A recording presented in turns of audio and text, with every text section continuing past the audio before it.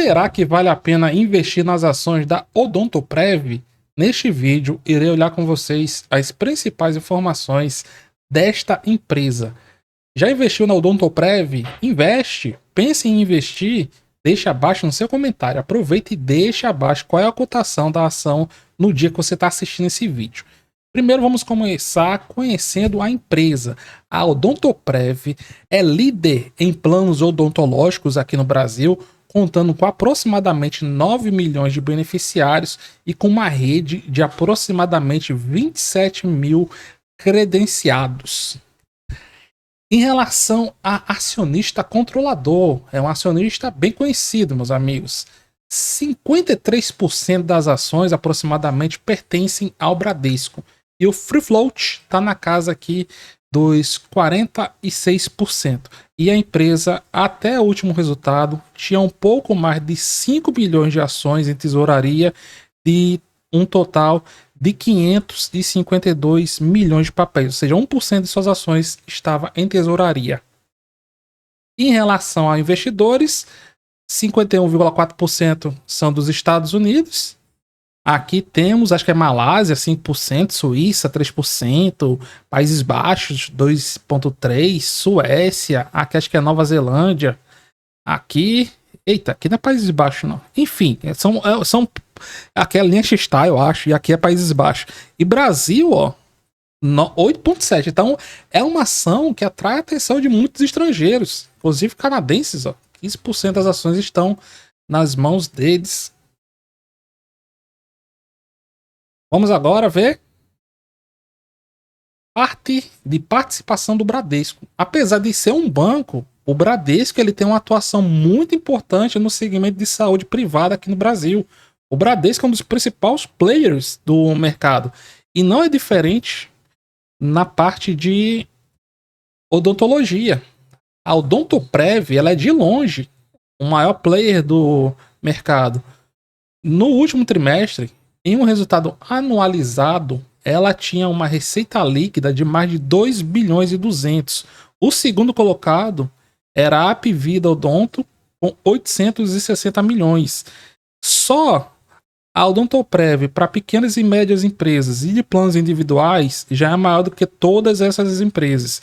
E a Odontoprev corporativa tinha uma receita de 1 bilhão e 200 contra 910 milhões da Odontoprev individual. Em relação a planos, ó, a receita aqui, ó, 2 bilhões e 200 de receita, individuais 460 milhões, pequenas e médias empresas 450, corporativo 1 bilhão e 200, bem acima de todos os demais players do mercado. Em relação a adições, no último resultado, ó, 2023, a Apvida teve 300 mil adesões.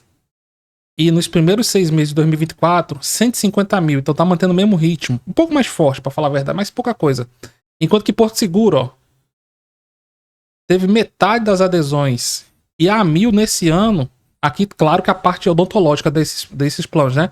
Perdeu 81 milhões, Sul América ganhou 81 e a Apvida Odontologia caindo aqui 95 milhões em adesões. Em relação aos últimos resultados, como é que estão aqui os resultados da companhia? De vento em polpa. Receita operacional líquida alta no último trimestre de 6%, atingindo apenas em um trimestre 558 milhões de reais.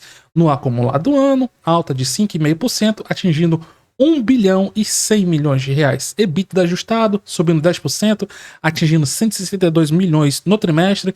No acumulado do ano, subindo 4,5%, 364 milhões e meio.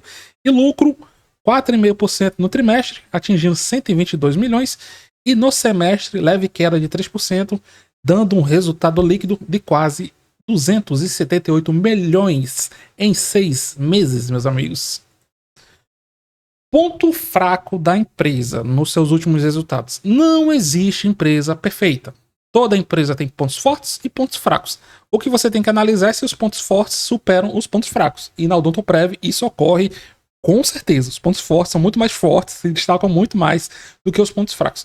Ponto fraco aqui na empresa é que o seu ticket médio, ou seja, o que ela está recebendo aqui para prestar os serviços, ele está crescendo abaixo da inflação, só que está subindo acima do custo do serviço. O custo de serviço é a linha azul. No último período teve uma alta de 19%, enquanto que o ticket médio subiu 34% acumulado e a inflação oficial o dobro, 72%. Aqui, se você olhar nessa perspectiva, em relação ao custo do serviço, está tendo um ticket médio acima, então está no positivo. Em relação à inflação do período, não. Mas qual a questão? Ao longo do tempo, a empresa, mesmo com isso, tem aumentado a quantidade de adesões de vida, de pessoas, né, de planos, e tem se mantido uma empresa lucrativa. Aqui temos margem de contribuição. Em 2014, o corporativo era 75%, pequenas e médias empresas individuais 25%. O que ela fez? Ela achatou. Corporativo foi para 49%. E aqui, pequenas e médias empresas individual, ele subiu. Em relação à receita, pequenas e médias empresas individual eram 25% e agora 43%. Corporativo caiu de 75% para 57%. Então ela penetrou aqui forte na parte de planos individuais e de empresas menores. Isso aí serviu para alavancar. Provisão aqui para perdas, mantém aqui estável em relação aos últimos anos, na faixa dos 50 milhões. Em relação à receita líquida, 2% só, ela tem que provisionar, índice baixo. EBITDA, crescimento ajustado, de 2019 para cá, aqui 11%. E margem, em relação à receita, a margem tá aqui há um certo tempo na faixa dos 30%. De R$100 de receita que ela gera, vem aqui R$30 para o EBITDA. Sinistralidade em queda. Então isso aqui é positivo. Se a sinistralidade quanto menor, melhor. Evolução anual de receita financeira bruta. Crescente. Saiu de 21 milhões em 2020 para 117 milhões em 2024. No anualizado, né? Então o que isso mostra? Que só com as aplicações que ela tem, ela já tem aqui lucro. Ela recebe mais juros do que ela paga em juros. Por quê? É o que vamos ver daqui a pouco. Lucro da companhia crescente. Em 2019 foi 285 milhões e agora no anualizado está aqui na faixa dos 530 milhões. Aqui a parte de investimentos, deu uma reduzida de 2023 para cá, queda na faixa dos 13%, crescente aí nos últimos anos, normal.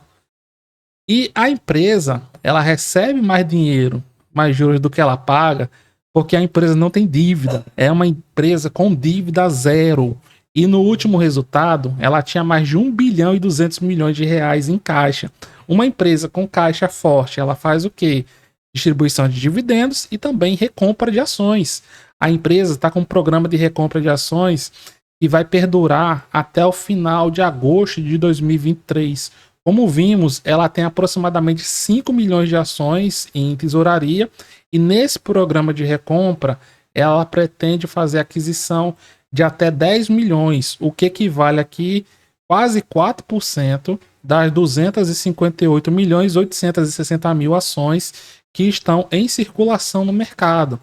E na parte de dividendos, a empresa dividiu aqui com seus acionistas até agora, em 2024, o valor de 648 milhões 545 mil reais. Quando você vai dividir isso aqui pela quantidade de ações, 552 milhões 495, tirando as que estão em tesouraria, né?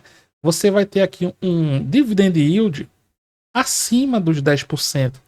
As ações da Odontoprev são ações caranguejo. Já mostrei para vocês aqui o que são ações caranguejo. Por exemplo, a Ambev, a BEV3, B3 também, B3, SA3. Que eu lembre são esses. Vejam, aqui é a B3, certo? B3, região de cima, o preço chega na região dos 15, tende a cair. Chega na região dos 10, tende a subir. Aqui, Ambev. Preço chega aqui. Aqui na Ambev entre 2012 e 2024. O preço chega na região dos 10, tende a subir. Chega aqui nos 16, 17, tende a cair. E Odontoprev, como é que é a situação? Odontoprev é essa daqui, ó. Desde 2017, 2018, ou seja, antes da crise lá do corona, chega aqui na região dos 8, tende a subir. Chega na região dos R$ 11, tende a cair. Inclusive, em 2022, o papel despencou, bateu lá na região dos R$ 7. Isso foi na segunda metade de 2022, certo? No início de 2022, já estava aqui, ó. Do início de 2023, desculpa, já estava na região dos R$ 11. Por quê? Porque é uma empresa, como vimos, que gera muito valor para os seus acionistas. Na parte de indicadores, ela tem um PL bom, próximo de 10, e o seu P sobre VP está aqui na casa das 5 vezes. Então, em relação ao que ela entrega, meus amigos, na minha opinião, vale a pena sim dar uma olhadinha na Odontoprev e ir montando aí posição ao longo do tempo, comprando devagarzinho, sendo beneficiado principalmente pela distribuição de dividendos recorrentes dessa empresa.